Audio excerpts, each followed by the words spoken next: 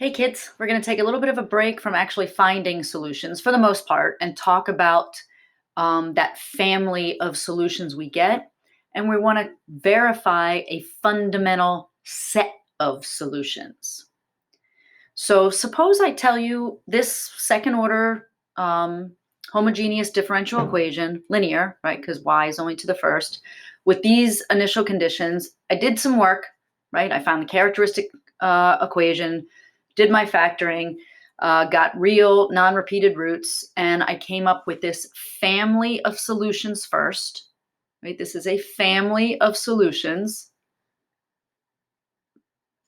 Without the constants, though, we can say that a fundamental set is a set made up of e to the negative 2t and e to the negative 4t. We say that's the fundamental set of solutions. Now, what we want to know about the fundamental set of solutions, does the fundamental set of solutions contain my initial point and my initial slope? Right? Because what's good is the family if my initial conditions are outside of the family. So I've kind of thrown this around before, right? And didn't name the principle of superposition, which sounds like a superpower. If you know that y1 and y2 are solutions, right, then the linear combination of those solutions is also a solution. So for example, suppose I did my work with this initial condition and initial slope, and I found C1 to be 2 and C2 to be negative 1. Can you verify that that is indeed a solution, that I did my work right? Well, sure you can. You take the first derivative. You take the second derivative.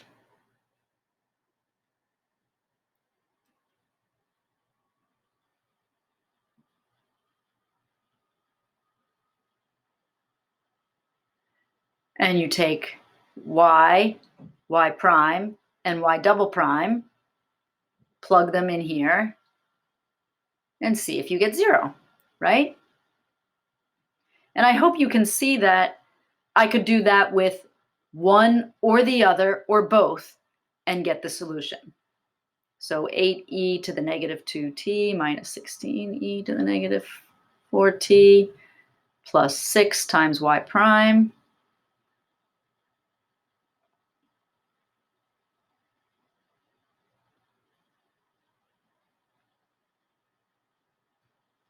plus 8 times y.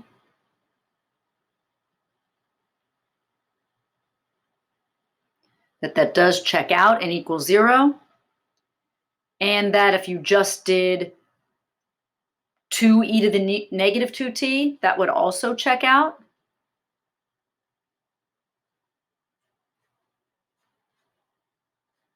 That would equal 0.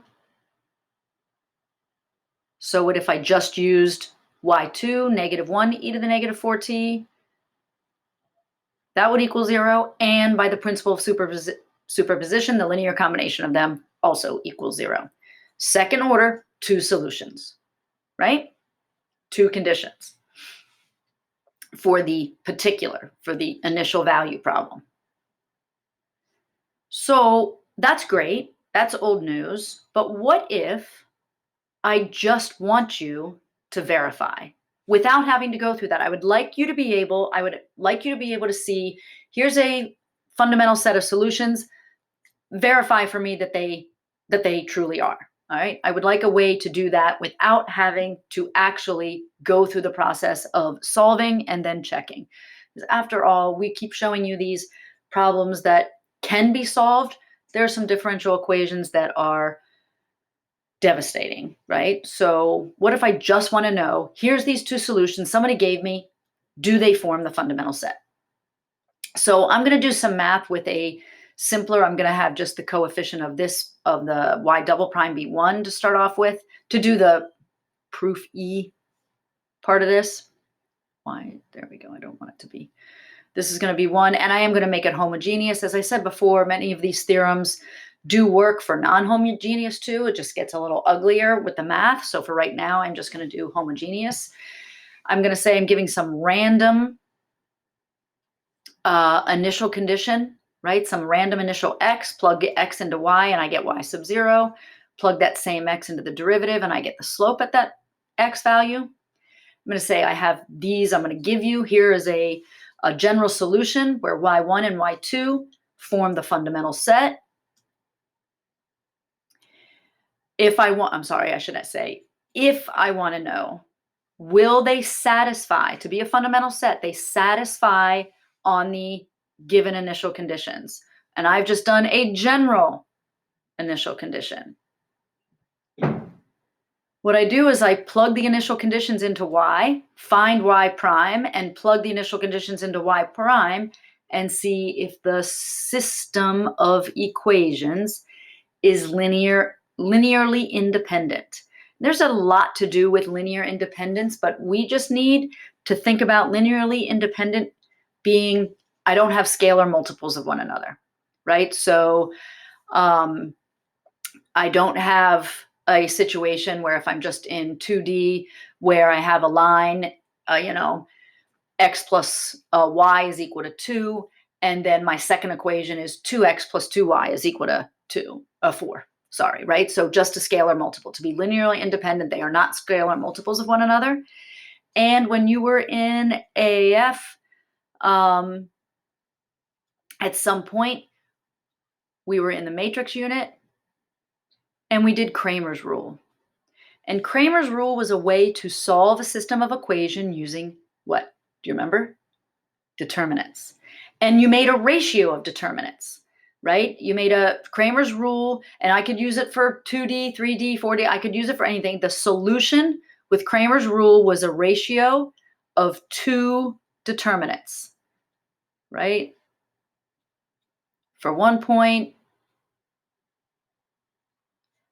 but you were always dividing by the same determinant. The determinant that you were dividing by was the determinant of the coefficients. What number can't you ever divide by? 0.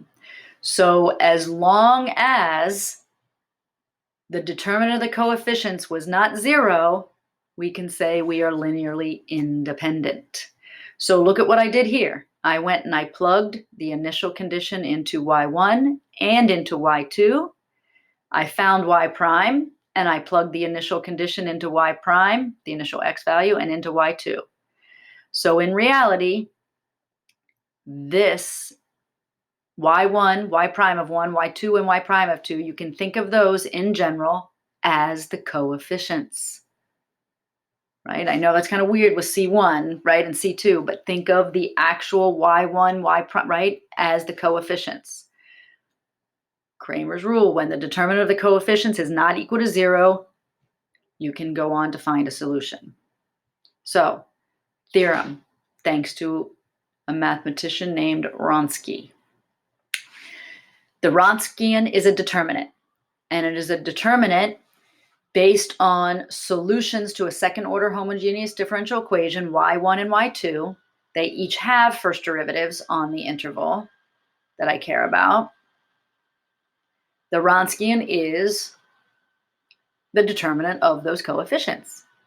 And remember, to evaluate a 2 by 2 determinant, it is the product of the main diagonal minus the product of the minor diagonal. Why we care about the Wronskian is because if we have two solutions to a second order linear differential equation, and the Wronskian is not 0 at the point we care about, then I can solve for constants that satisfy the differential equation and the initial conditions. I know that is so. And therefore, the solutions y1 and y2 with the non-zero Wronskian form the fundamental set of solutions. Not only do I have solutions, it's a fundamental set of solutions because it is valid where my initial conditions are assigned. Woohoo! So first, let's just do some problems. So first, I'm just going to ask you to here are the solutions I found. Show me that the Wronskian verifies that they are a fundamental set. So there's y1 and y2. To find the Wronskian, I make a determinant with x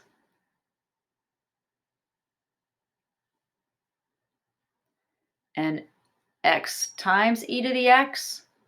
Then down the columns, do the derivative. So the derivative of x is 1. The derivative of the product x times e to the x is the first function x times the derivative of e to the x, plus the second function e to the x times the derivative of x, which is just 1.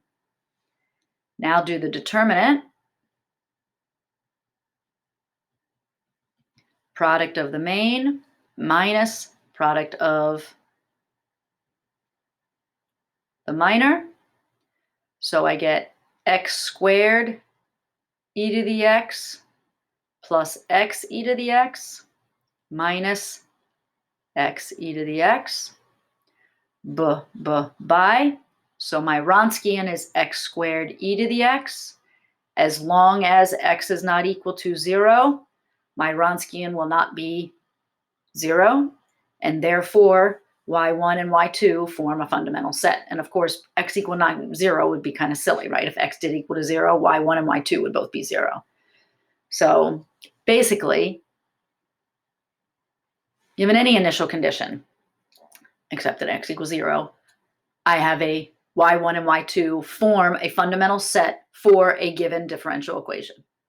I didn't even tell you what the differential equation was.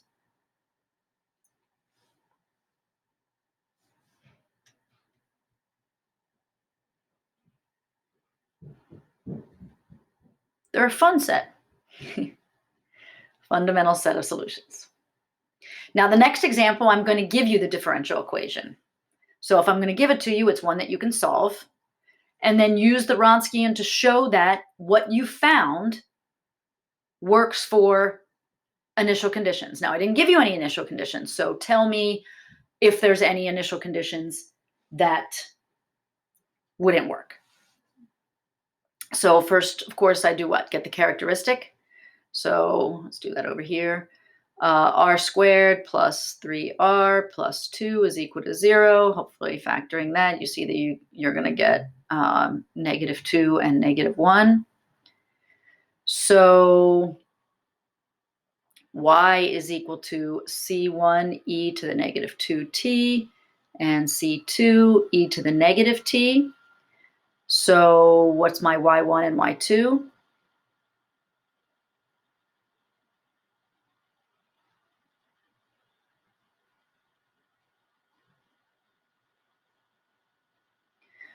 Do they form a fundamental set for any initial condition, or are there some that can't, that I would have to say, nope, this doesn't count or wouldn't work? How do I know? Let's do the Wronskian.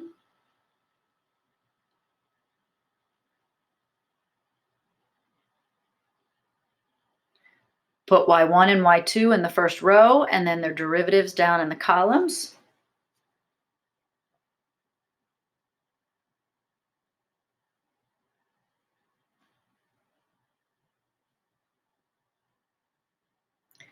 And then do your determinant work. Product of the main minus product of the minor.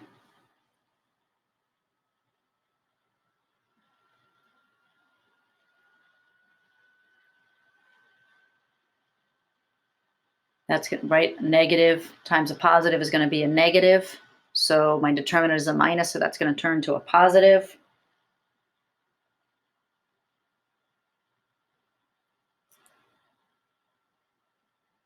Isn't that nice? The Wronskian actually equals then -1 of those plus 2 of those is just 1 of those.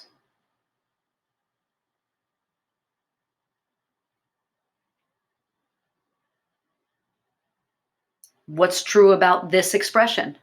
I don't care what initial condition I give you. This will never equal 0, even at 0. So therefore, yes, y1 and y2 form a fundamental set with no restrictions. So this family of solutions, I can find a C1 and C2 for any initial value problem for this differential equation, and the solution will be valid in the found in my family of solutions. This one's just a little nastier, so maybe you want to pause the video and try this one yourself, but it is the same thing. I want you to verify. So this time you did not have to solve. I solved it for you. I gave you an interval over which these apply. The differential equation applies, and therefore the solution applies. So I just want you to verify that they're solutions and that they constitute a fun set. That is your clue to do the Wronskian. And this Wronskian is just a little more involved. Again, this time you have a function in front of y double prime. But what does, right? I have a function here, and then this is just a constant. But what fills in the Wronskian? Just y1 and y2, right?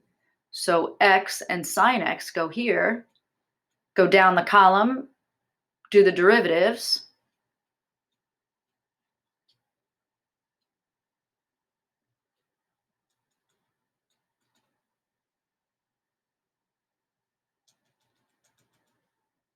Your Wronskian is x cosine x minus sine x.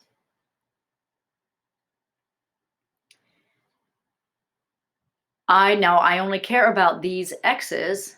Is this going to equal 0 on 0 to pi, not including 0 to pi? Right? So on 0 to pi, where I can't put in 0, so I'm not multiplying anything here to get 0, not putting, right? So that won't be 0, because on 0 to pi, cosine is only 0 at pi over 2. That would make this term go away, but then sine of pi over 2 would not go away. So I'm pretty sure I'm good, right? I'm not going to equal 0 anywhere on the given interval. Let's check, though.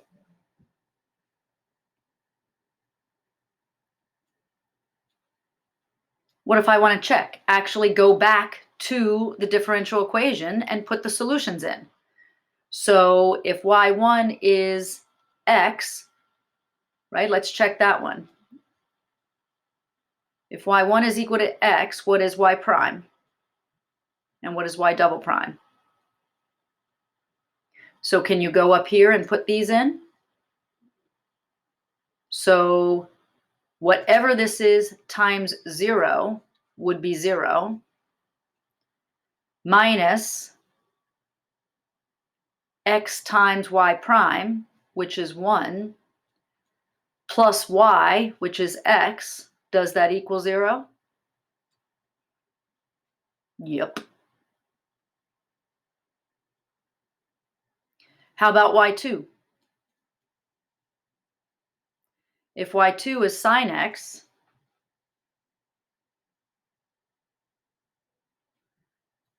y prime of 2 is cosine x, and y double prime of 2 is negative sine x.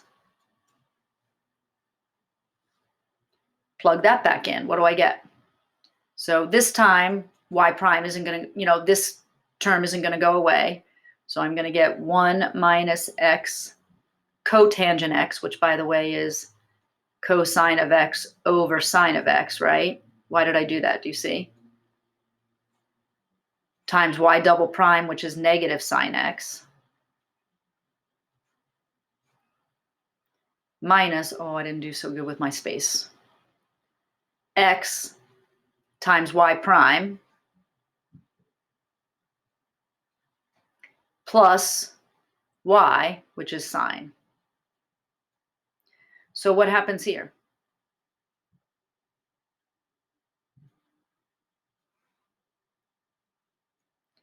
I get negative sine x plus, because a negative times a negative, x, sine x will cancel out, cosine x. Then I have minus x cosine, oh hey. And then I have plus sine x. So by, and yes, 0 does equal 0.